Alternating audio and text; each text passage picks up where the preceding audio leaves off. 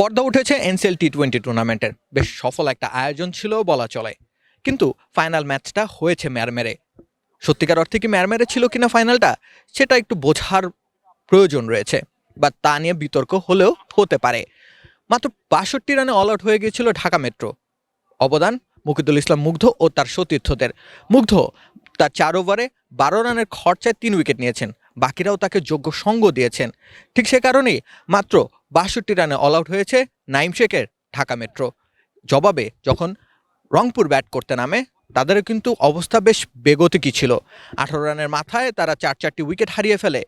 সেখান থেকে ম্যাচটা জেতা তাদের জন্য কঠিন হয়ে যাচ্ছিল, কিন্তু শেষ অবধি তারা ম্যাচ জিতে শিরোপা নিয়ে ফিরে গেছে ড্রেসিং রুমে। যদি আমি পুরো টুর্নামেন্টে কারা কারা টপ পারফর্মার ছিলেন সে কথা বলতে চাই, তাহলে প্রথমেই নামটা আসবে নাইম শেখের।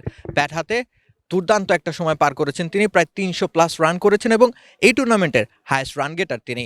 অন্যদিকে বল হাতে বাজিমাত করেছেন আলাউদ্দিন বাবু, রংপুরের চ্যাম্পিয়ন দলের খেলোয়াড়। তিনি ১৯টি উইকেট নিয়েছেন, যা কিনা এবারে এনসিএল টি-20-তে সর্বোচ্চ। অন্যদিকে টুর্নামেন্ট সেরা খেলোয়াড় হয়েছেন আবু হায়দার রনি ঢাকা মেট্রোর। ব্যাটে বলে দুর্দান্ত পারফর্ম করেছেন তিনি। প্রয়োজনে বল হাতে এগিয়ে এসেছেন ১৩খানা উইকেট নিয়ে। আবার যখন প্রয়োজন ছিল দলের, তখন ব্যাট হাতেও ১২৩খানা রান তিনি করেছেন। মোদ্দা কথা, এই টুর্নামেন্টটা বেশ একটা সফল টুর্নামেন্ট। তরুণদের একটা প্ল্যাটফর্ম দেওয়া গেছে, অভিজ্ঞ ক্রিকেটারদের সাথে তরুণদের একটা মিশেল ঘটানো গেছে, এবং এই টুর্নামেন্টের কন্টিনিউটি বাড়াতে পারে বাংলাদেশের টি-20 জয়ের সম্ভাবনাও। এনসিএল টি-20 টুর্নামেন্টটা কন্টিনিউ হয় কিনা সেটা হয়তো সময়ই বলে দেবে। সিলেট আন্তর্জাতিক ক্রিকেট স্টেডিয়াম থেকে রাকিব হোসেন রুম্মান, খেলা ৭১।